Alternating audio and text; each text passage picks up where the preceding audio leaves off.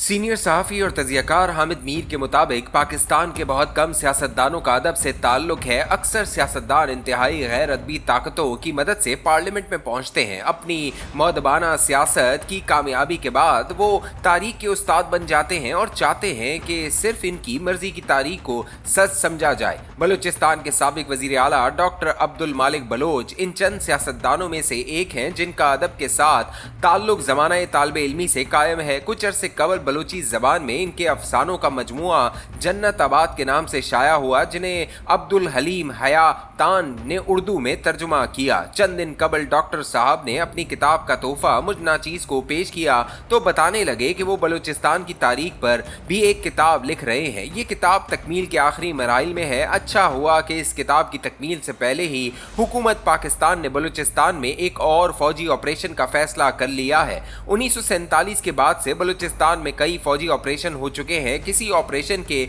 नतीजे में अमन कायम नहीं हुआ। देखते हैं कि 2024 में जिस ऑपरेशन का ऐलान किया गया है इसका क्या नतीजा निकलता है। डॉक्टर अब्दुल मालिक बलोच की किताब इस लिहाज से बड़ी अहम होगी, वो जिस तारीख को अपनी किताब में समो रहे हैं वो इस तारीख का खुद एक किरदार रहे हैं।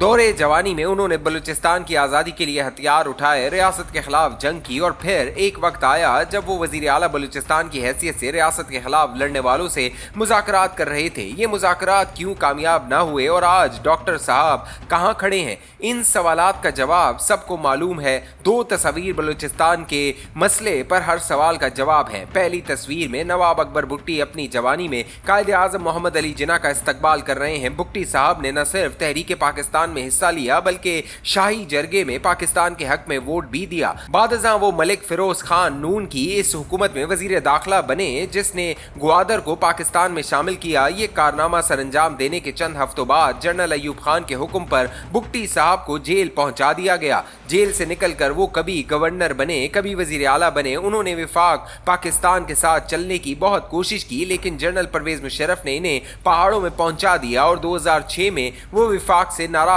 बलोचों के शहीद बलूचिस्तान बना दिए गए। दूसरी तस्वीर नवाब नवरोज खान जई की है। इस तस्वीर में इनके साथ मीर गौस बख्श बजंजो और सरदार अताउल्ला मेंगल नजर आ रहे हैं। इन सब को पुलिस की हिरासत में जेल ले जाया जा रहा है। नवाब नवरोज खान ने 1958 में जनरल अयूब खान के मार्शल लॉ के खिलाफ मजम्मत शुरू की थी। इन्हें कुरान का वास्ता देकर पहाड़ों से उतारा गया और मुज़ाकरात की बजाय जेल पहुंचा दिया गया। 1964 में इस 97 साला बुजुर्ग ने कोहलू जेल में इंतकाल किया।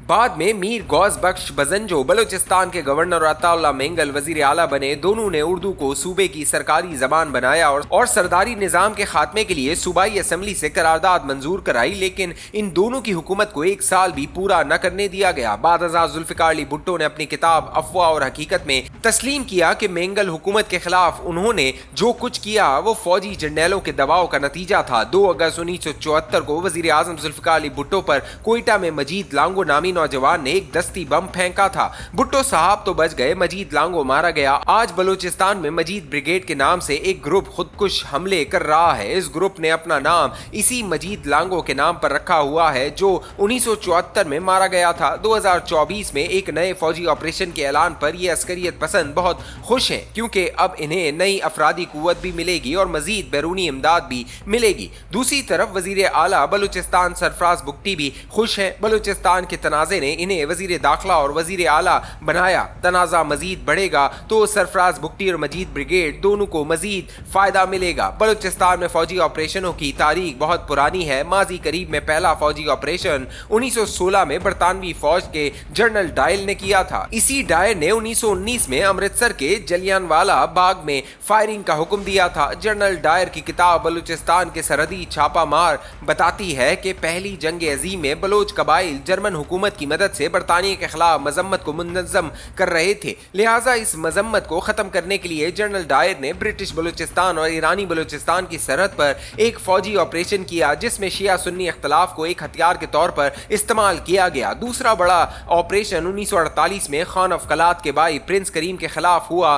13 नवंबर 2024 को सोहेल वड़ाई साहब ने अपने कॉलम में सरफराज बुगटी के हवाले से लिखा है कि ये एक छोटा सा वाकया था जिसके खिलाफ फौजी ऑपरेशन नहीं पुलिस ऑपरेशन हुआ था। सोहेल वड़ाई साहब जनरल मोहम्मद अकबर खान की किताब मेरी आखिरी मंजिल पढ़ें तो इन्हें पता चलेगा कि जून 1948 में जनरल अकबर खान ने शहजादा अब्दुल करीम के खिलाफ ऑपरेशन मुनज़्ज़म किया। किताब के सफ़ा 283 पर बताया गया है कि कर्नल गुलजार को कलात और कर्नल शाह को चमन भेजा गया। इस मामले में अकबर बुगटी ने हुकूमत के साथ भरपूर ताउन किया। इस किताब में ये वाज़े इशारे मिलते हैं कि बरतानवी फौज के कुछ अफसरान और भारतीय हुकूमत अफगानिस्तान के रस्ते से पाकिस्तान में मदाखलत कर रही थी, लेकिन खान ऑफ कलात की कोशिशों से बगावत आगे न बढ़ सकी। नवाब नवरोज खान की बगावत को समझने के लिए सिकंदर मिर्जा का किरदार समझना होगा, जिसने खान ऑफ कलात मीर अहमद यार को खुद बगावत पर उकसाया ताकि पाकिस्तान में मार्शल लॉ लगाया जा सके। खान ऑफ कलात की किताब इनसाइड बलूचिस्तान अब नापैद है